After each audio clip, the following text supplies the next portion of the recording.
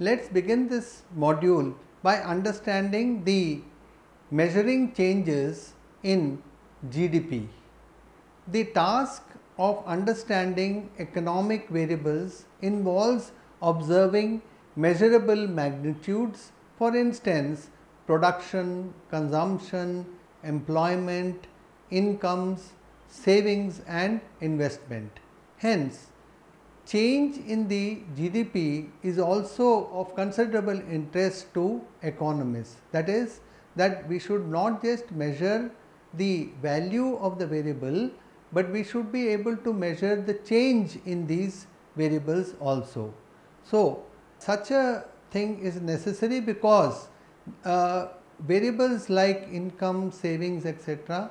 are also used for making comparisons, and these comparisons could be made both across countries, which is known as international comparisons, or over time, which is known as intertemporal comparisons. Therefore, it is necessary to compare the country's own GDP over a period of time, which is known as intertemporal comparison, and compare the GDP of different countries at a point of time, which is known as international comparison.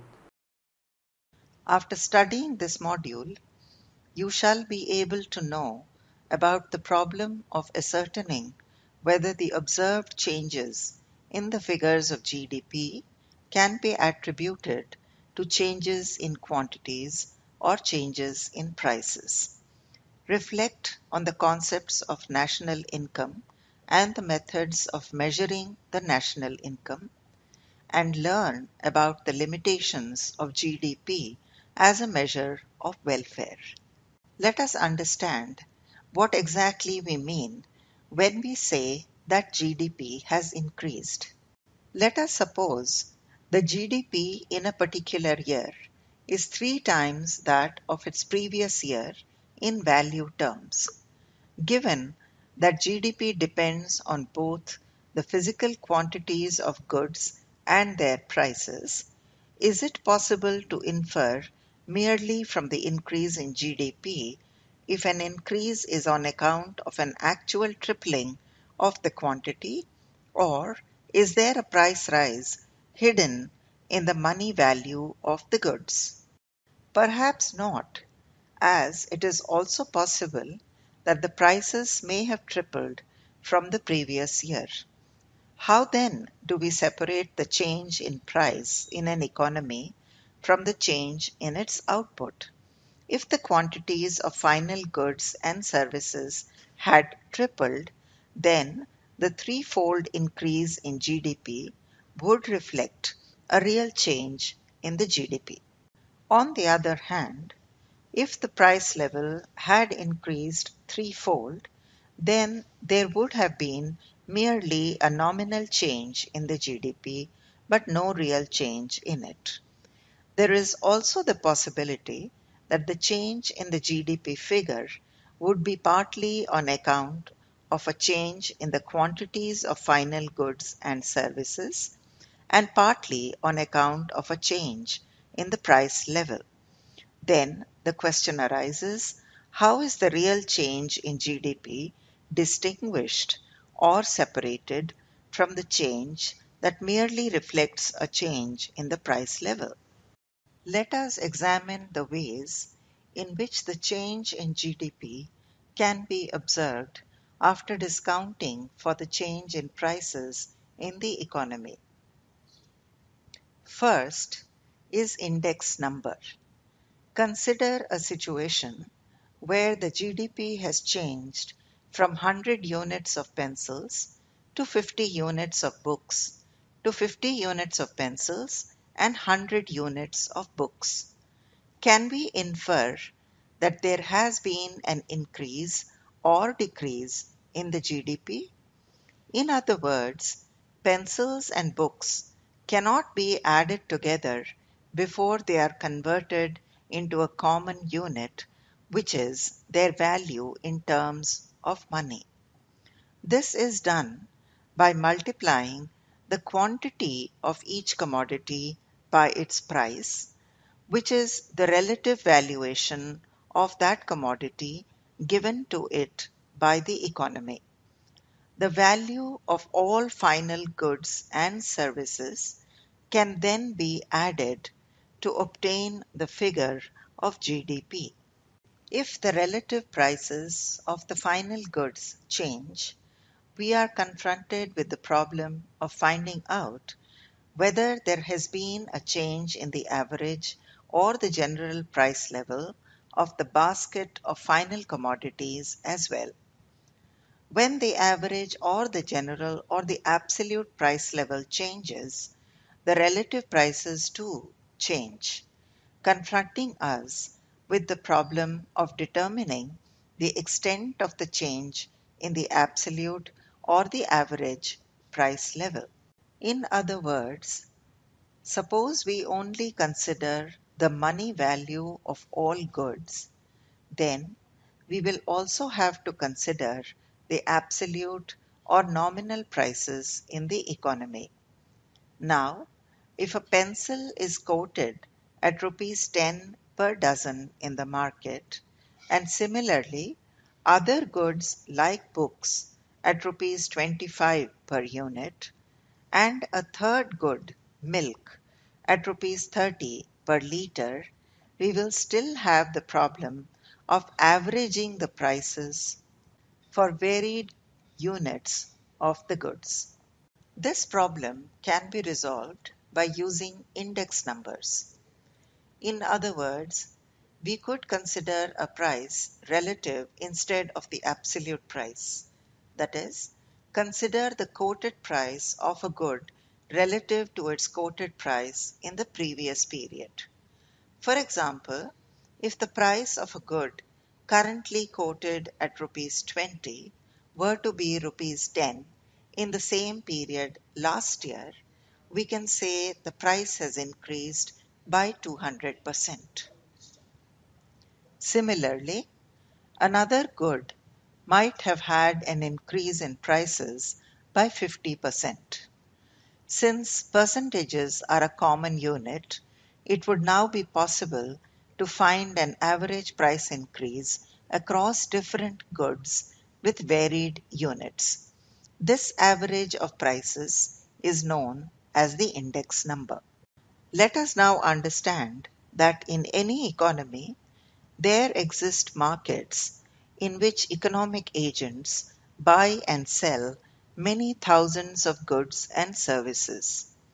Even if we were to find an average price for each good relative to its previous year's price, how would we interpret the data?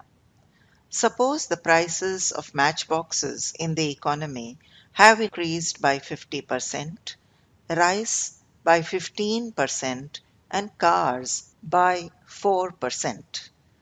By looking at only the increased prices of these goods, it is not possible to ascertain the relative importance of the good in the overall economy. For instance, even a large increase in the price of a matchbox cannot be equated with a relatively lesser increase in the price of a car, which will be a larger part of the total value of production.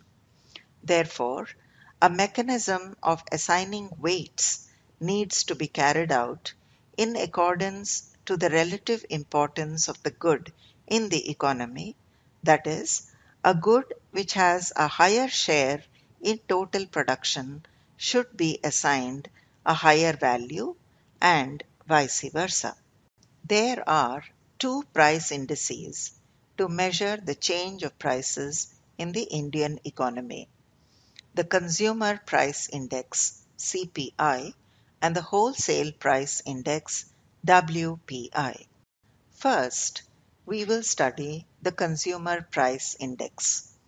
CPI is an index of prices of a basket of commodities which are bought by a representative consumer. It is constructed and published by the CSO, on the basis of family budget surveys. In fact, there are three separate CPIs in India, namely CPI for agricultural labor or rural labor, CPI for industrial workers, and CPI for urban non-manual employees, each with a different size and composition of the basket of commodities. The second price index is the wholesale price index. As the name suggests, it is the index of those prices at which the goods are bought in wholesale or bulk. This price is different from the price at which consumers buy the goods, or retail price. There are other points of distinction between CPI and WPI. For instance, the baskets of commodities for which the two indices are calculated are very different.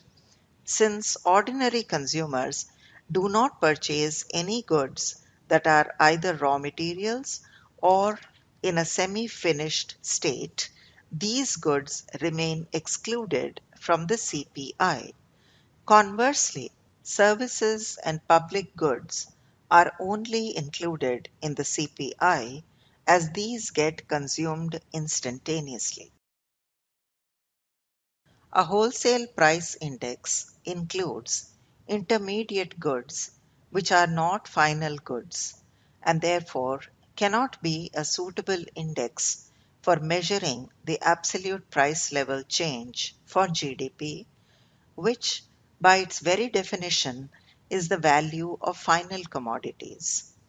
The consumer price index, on the other hand, excludes investment goods.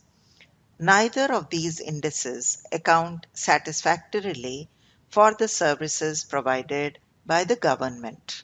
This calls for another index to address these concerns.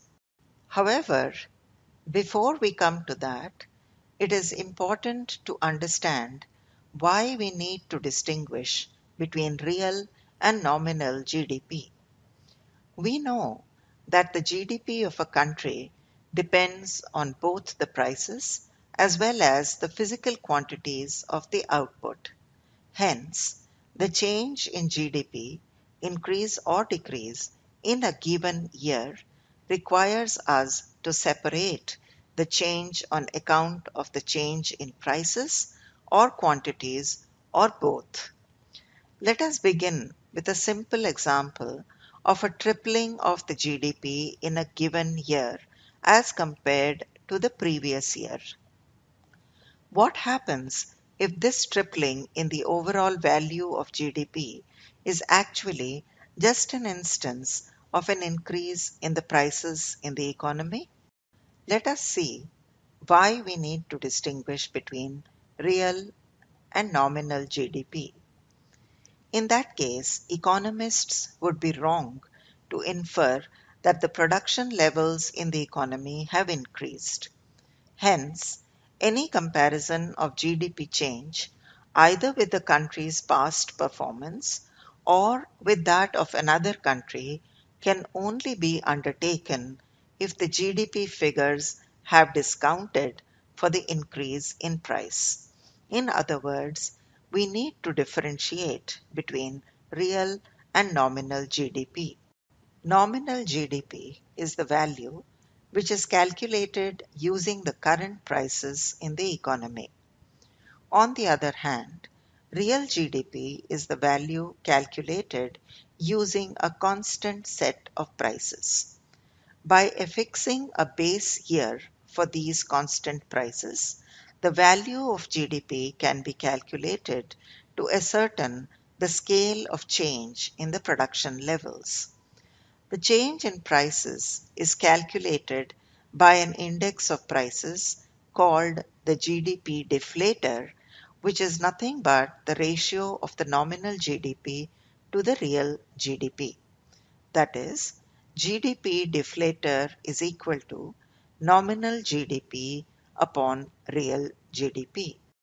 Let us understand it through an example. Suppose an economy produces only one good X, such that in the year 2008 there were 200 units of X produced at the price of rupees 10 per unit.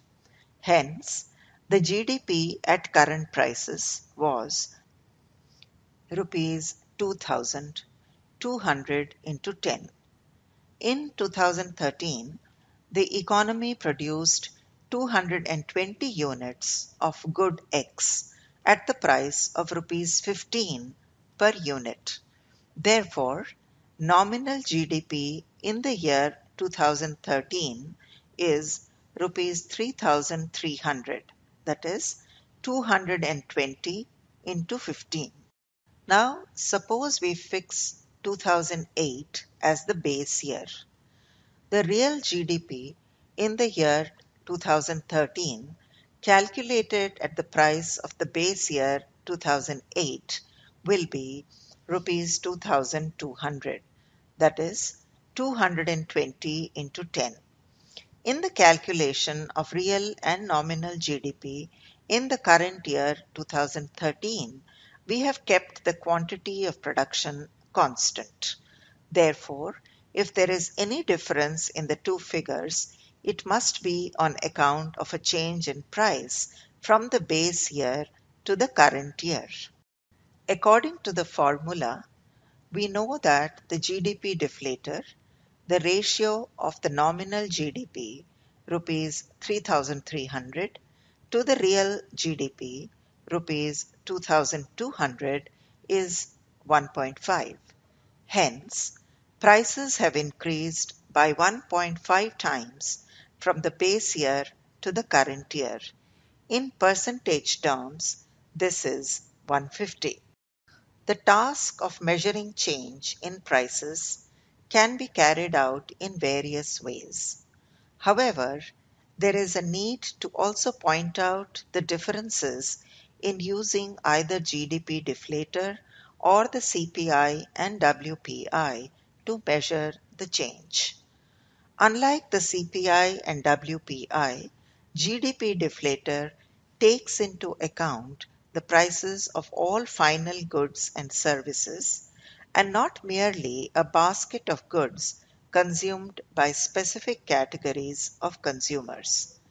GDP deflator does not take into account the prices of imported goods, which are included in the basket of goods consumed by a representative consumer and hence get included in the CPI. Because the GDP deflator is inclusive of all the final goods, it distinguishes between the various levels of production of each good in the economy. On the other hand, the weights representing varying levels of production are completely absent and are, in fact, taken as constant. Let us look into the limitations of GDP. The previous section, highlighting the issue of comparison of changes in GDP, begs another question as to why such a comparison is made in the first place. The evaluation undertaken by measuring and comparing the trends of national income or GDP or the economic growth are important because it is understood as capturing to some extent the welfare or general well-being of the society. The positive correlation between high levels of growth represented through the increase in GDP figures and welfare, however, cannot be assumed to be true under all circumstances. For instance, if the high rates of growth are accompanied by severe and irreversible damage to the environment, can it be true that the well-being of the people has increased? Or whether the high rates of GDP are associated with a high degree of income inequality in the society? Hence, it is natural to ask the question as to what extent GDP can be used as a measure of the well-being of the society.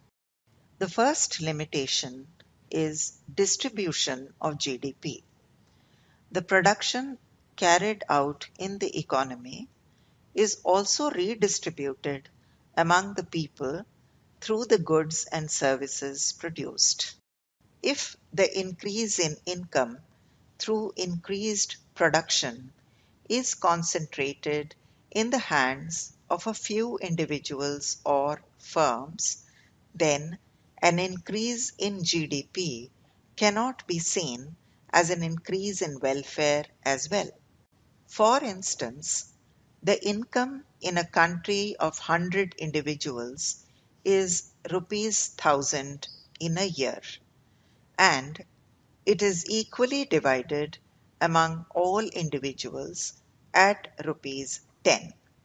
Suppose in the next year the GDP calculated through the income method becomes rupees 1010, but is divided among the individuals such that 99 of those individuals continue to have rupees 9 each, while one individual has rupees 119. Would we be able to characterize this change in GDP as a measure of increased welfare in the economy? Hence, even if GDP is the appropriate measure of economic growth, it is not a good index of general well-being. The second is externalities of production. The benefits and losses that emanate in the process of production by firms which have an incidental impact on the general society are called externalities. These externalities are, of course, positive or negative, but we are more interested for our purposes in the latter. Suppose the production of electricity in a thermal plant situated near a river also leads to the pollution of the air and the nearby water resources. As a result, the people living in the surrounding area incur health expenses, and certain species like plants, fish, and other organisms perish, leading to a loss of livelihood for the fishermen. The GDP, which might include the production of electricity generated, will be overestimating the actual welfare from that thermal plant. If the owners of the thermal power plant were not penalized for the pollution that they caused, and the penalty given as a compensation to those who were affected by it, the welfare of the society may actually have been deemed to have decreased.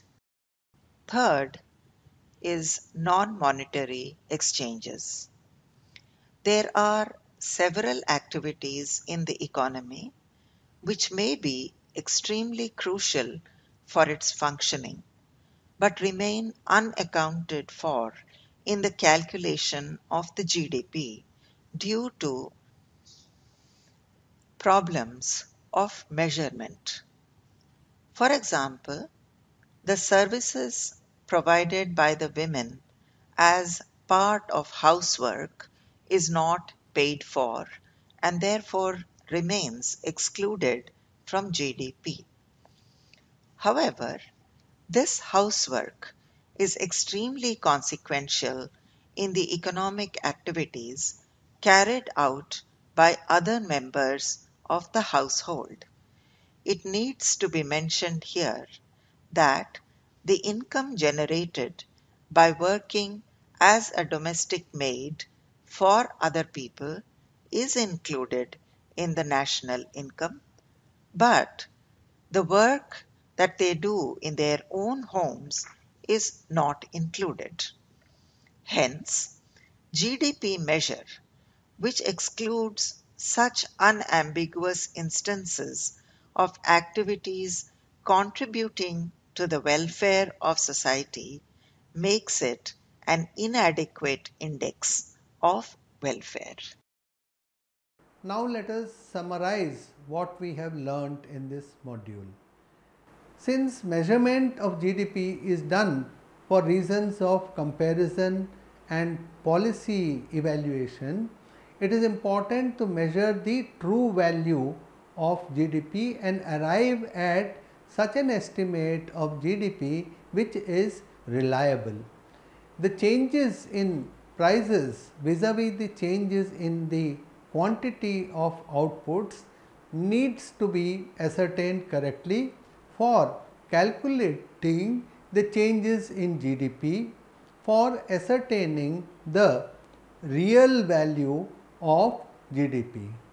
The prices of goods and services may differ, and hence three price indices are being used. We have what is known as the CPI or the Consumer Price Index, WPI or the Wholesale Price Index, and the GDP Deflator. This is a general price index or a general deflator. Of these, the GDP deflator is most pertinent. Even so, it does not cover the entire range of commodities that consumers buy.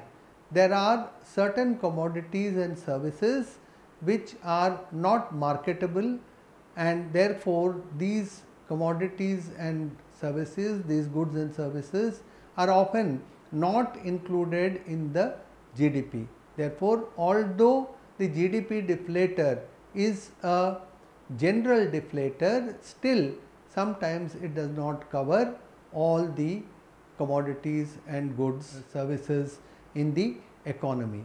Finally, there may be other shortcomings in GDP which is supposed to be a good measure of the welfare of the economy, but because of such shortcomings such as unpaid services and so on, the GDP very often does not actually come close to the true estimate of the welfare of the economy or society.